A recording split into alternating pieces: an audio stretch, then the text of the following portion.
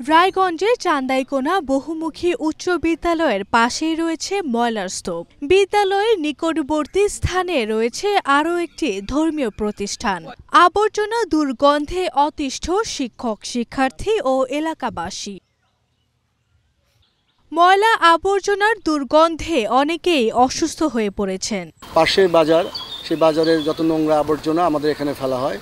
যেহেতু কাছে কুলে কোনো ডাস্টবিন নাই, তারা আমাদের কে ডাস্টবিন হিসেবে ব্যবহার করছে। যখন ক্লাস করি অনেক দুর্গন্ধ, অনেক বাজে স্মেল আসে। ময়লা আবর্জনা ফেলে আমরা ঠিক মতো ক্লাস করতে পারি না, অনেক গন্ধ আসে। সরকারের কাছে জানাচ্ছি যে আমাদের এই দুর্গন্ধ বা আবর্জনা ময়লা ফেলার কারণে সাথে যারা জড়িত আছে তাদের বিষয়ে আইনত এবং কঠোর ব্যবস্থা নেওয়া হোক।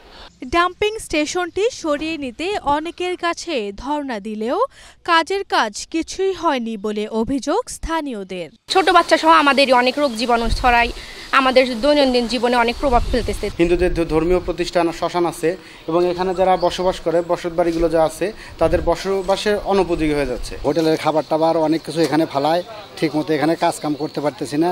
অনেক সমস্যা ভাই, এখানে ময়লা ফেলার জন্য আমাদের নেওয়া খাওয়া সব কিছুতেই সমস্যা। ডাম্পিং স্টেশনটি স্কুলের সামনে থেকে অন্যত্র সরিয়ে নেয়ার নির্দেশ দেয়া হয়েছে বলে জানালেন উপজেলা নির্বাহী কর্মকর্তা। ময়লার ভাগাড় যেখানে আছে সেখান থেকে দুর্গন্ধ কিন্তু স্কুলেও যাচ্ছে। তো সেক্ষেত্রে আমি ইউনিয়ন পরিষদের চেয়ারম্যানকে বলেছি, ওখানকার বাজার কমিটির ওদেরকে বলেছি বিকল্প একটি জায়গা দেখতে, যাতে আমরা ওই ময়লার ভাগাড়টি ওখান থেকে স্থানান্তর করতে পারি। সংশ্লিষ্ট কর্তৃপক্ষ যথাযথ ব্যবস্থা গ্রহণ করে অতি দ্রুত ময়লার ভাগাড়টি অন্যত্র সরিয়ে নেবে, এমনটাই প্রত্যাশা শিক্ষক, শিক্ষার্থী সহ এলাকাবাসীর। আরভি ইসলাম হিমু, এশিয়ান টেলিভিশন।